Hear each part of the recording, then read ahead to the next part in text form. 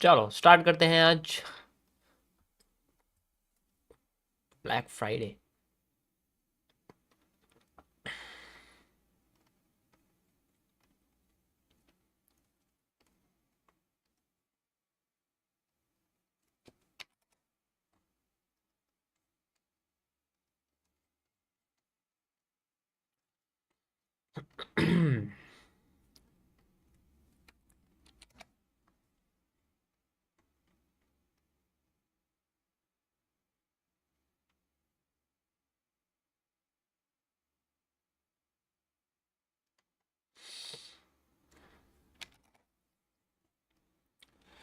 Okay, सो कल के analysis को देखा जाए तो वो ऑलरेडी डाउन ट्रेंड में है। मार्केट हमें दिख ही रही है, उसमें कोई नया कुछ है नहीं कहा ना।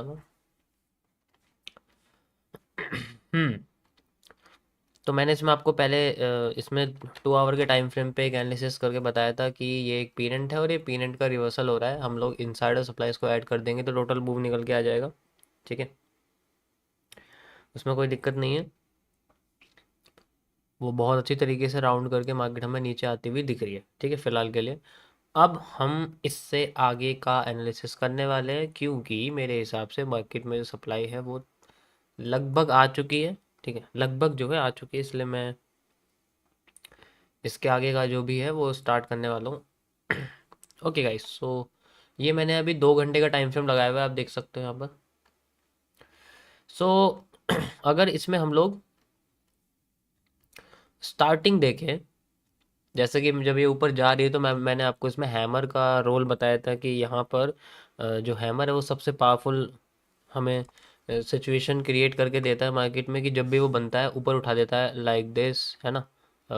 आप देख सकते हो, ये रहा, ये रहा, ये रहा, है ना। एक ये रहा, तो उसके बाद ये बनता बनता फेल हो जाता है। जब पहली बार फेल होता है, रीटेस्ट करके मार्केट फिर एक एक करके सारे हैमर को बहुत ही ज़्यादा पावरफुल कैंडल के साथ फेल करती हुई आ रही है। अभी लास्ट में हमारे पास ये बची हुई है, इसके बाद कोई भी हैमर नहीं है इसको छोड़ के। ठीक है, यानी कि जो पूरा ट्रेंड है उसकी स्टार्टिंग और एंडिंग किसके ऊपर डिपेंड करती है, इसके ऊपर। अभी फिलहाल के लिए बस ये है, और ये थोड़ा सा गैप हमारे पास अभी बचा हुआ है मार्केट में, आप कह सकते हो। ठीक है, तो अभी कोई बात नहीं, हम लोग विद इन द मतलब करीब करीब हमारा जो सप्लाई वगैरह है वो कंप्लीट होगी, करीब करीब अगर मैं बात करूँ उसके हिसाब से, है ना। अब चलते हैं इसके आगे, किस तरीके से हमें मार्केट मूव होती हुई दिखेगी एंड 2 घंटे के टाइम फ्रेम में हम कैसे इसको एनालाइज कर सकते हैं।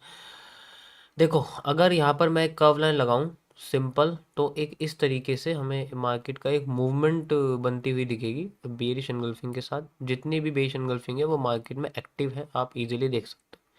मैंने सारी की सारी पॉइंट्स कनेक्ट कर दिए हैं कर्व लाइन के साथ, आप देख सकते हो। 1, 2, 3।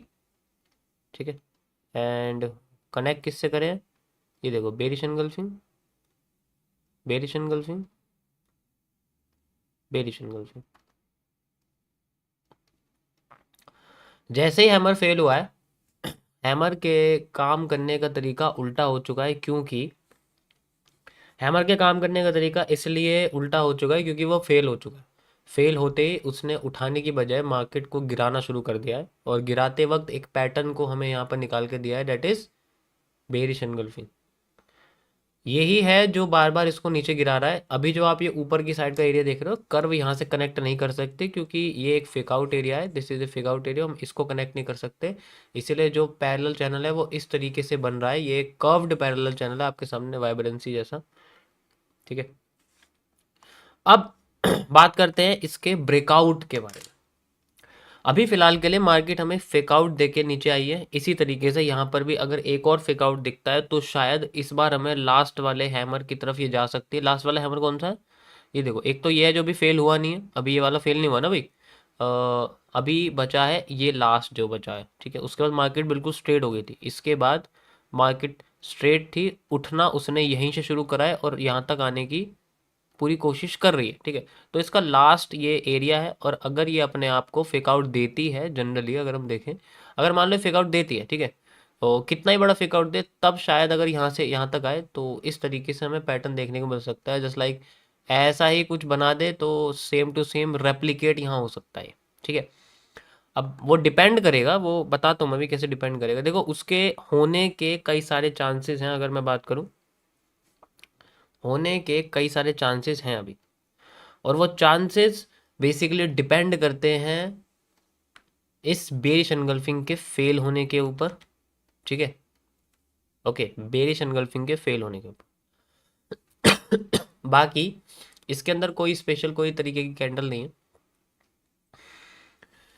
यहाँ पर जो हैंगिंग मैन है वो मार्केट को गिरा रहा है। अगर मैं स्पेशली बात करूँ कि सुपीरियर कौन है, देखो हैमर तो फेल होता है, उसके बाद फिर हैंगिंग मैन बनती है और वो उसके साथ बेरिश एनगल्फिंग बनाता है। तो कहने का मतलब है कि जो हैंगिंग मैन है वो मार्केट को गिरा रहा है। तो जितने भी हैंगिंग मैन है वो हमारे लिए चेंज ऑफ कैरेक्टर्स हैं। ठीक है, जितने भी हैंगिंग मैन हैं वो हमारे चेंज ऑफ कैरेक्टर्स हैं। या तो हैंगिंग मैन को हम सिर्फ हैंगिंग मैन को कंसिडर करें, या फिर हम उसके साथ जो हैमर है उसको मिला के बेरिश एनगल्फिंग बोले। ऐसा कुछ नहीं है, दोनों को हम एक साथ कंबाइन कर सकते हैं। So this is the change of character, मतलब मेजर वाला है ये, माइनर नहीं है, ये बड़ा वाला है, क्योंकि ये तीनों पॉइंट्स हैं, तीन ही तो पॉइंट है इसके अंदर, कुछ पॉइंट थोड़ी है भाई। एक तो ये हो गया, दो ऊपर के हो गए।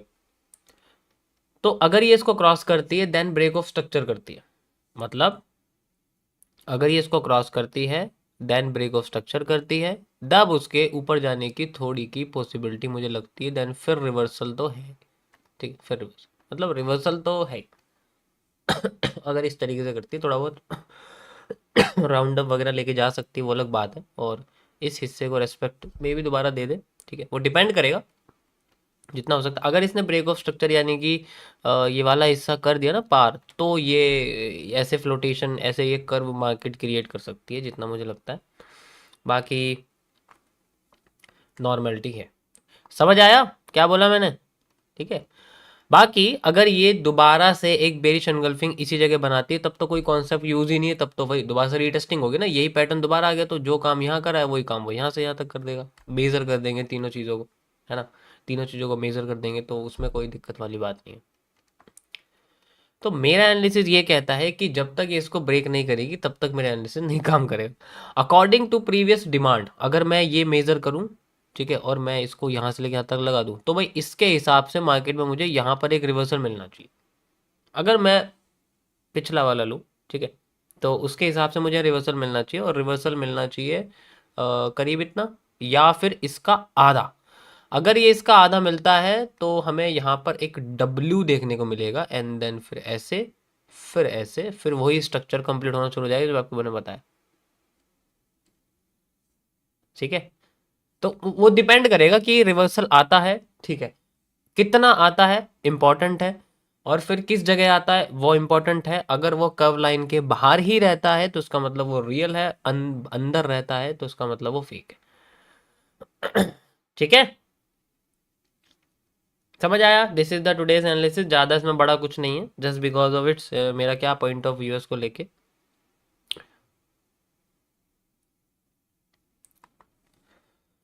ओके। तो ये था गाइस मेरा आज का एनालिसिस 2 घंटे के टाइम फ्रेम पर।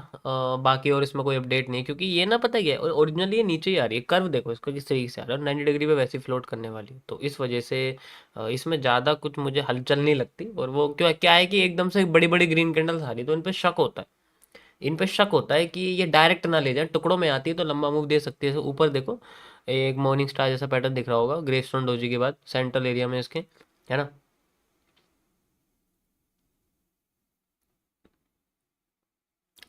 चलो, तो ये था थोड़ा सा बस इसके बारे में। मैं एक बार 1 डे के टाइम फ्रेम पे आपको इसमें थोड़ा सा अपडेट दे देता हूँ, आप देख ही सकते हो। जैसा कि कल मैंने आपको बताया था इसमें हैमर क्या कर रहा है, और हैमर के बाद देखो क्या बढ़िया मूव आया है इसके अंदर, मतलब ये कम से कम 6,000 पॉइंट का मूव है, ये एक कैंडल 6,000 पॉइंट की है, एक कैंडल 6,000 पॉइंट की है।